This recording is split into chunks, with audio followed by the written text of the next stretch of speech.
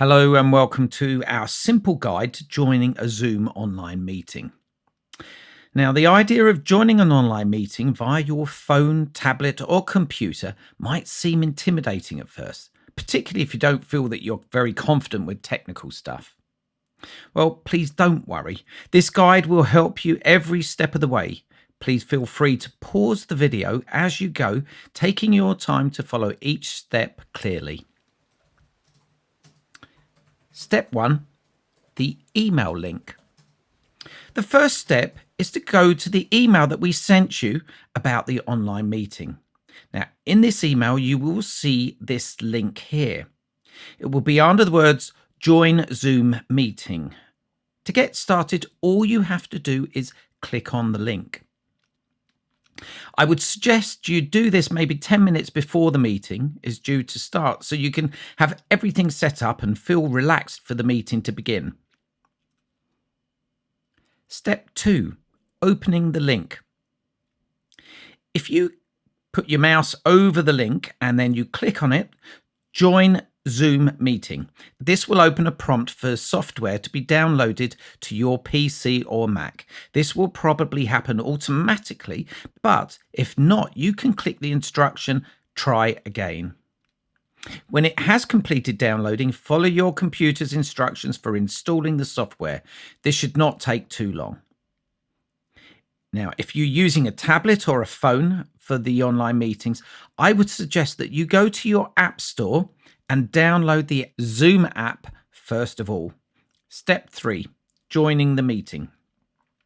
Now, sometimes you will be able to join the meeting automatically by clicking on the link, or in some situations you may be asked to add the meeting ID and perhaps even a password. Please don't panic. This is really normal and you already have all the information you need in the original email containing the link.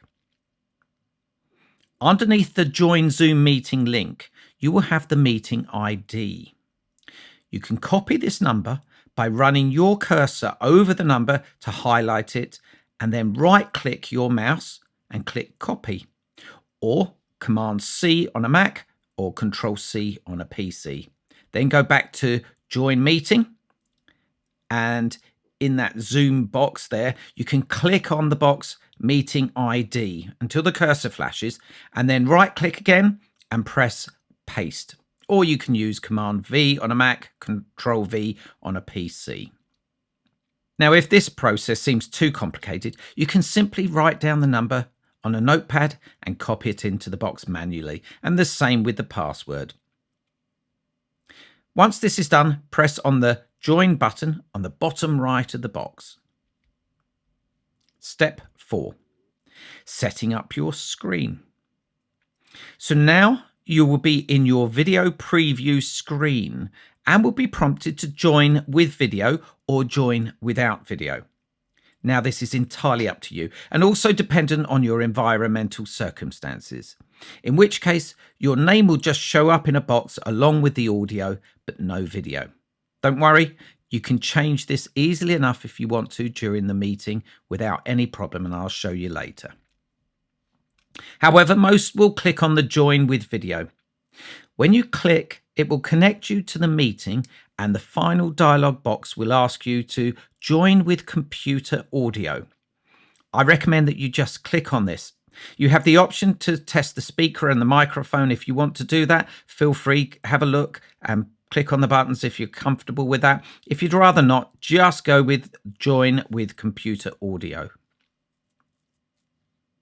Step 5, the waiting room. If you have joined the group or the meeting in plenty of time, there may appear a waiting room screen. Don't worry, the administrator knows you are there and will welcome you to the meeting in a short while. So just hold fire.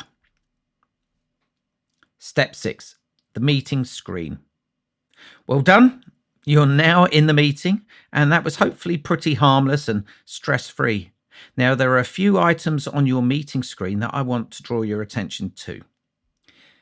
As you move your mouse or finger across the screen, it will bring up these icons at the bottom. The first I want to draw your attention to is on the furthest left of the screen. You can see a mute or unmute yourself, and you can press that by muting your audio or unmuting your audio during the meeting, and you can do that by pressing here. As we discussed earlier, you can also stop the video or start it here.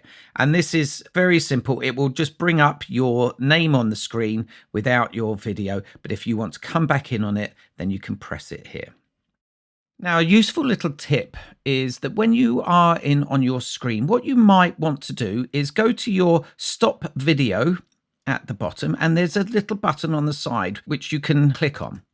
That will bring up a new set of instructions. You will see your own camera at the top of the screen, and then below that it says choose virtual background. Click on that, and it brings up a new screen that gives you a virtual background.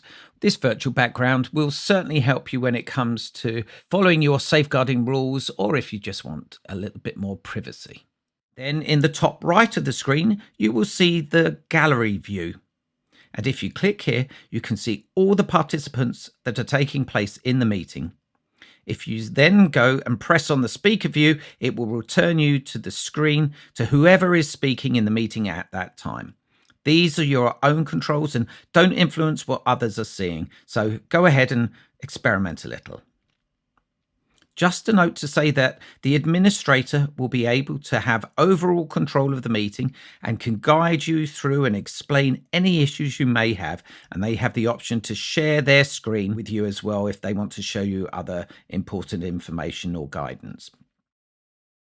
When the meeting is over, you will need to click on the red instruction at the bottom right of your screen to leave, and you will then come out of the Zoom meeting and your video will turn off.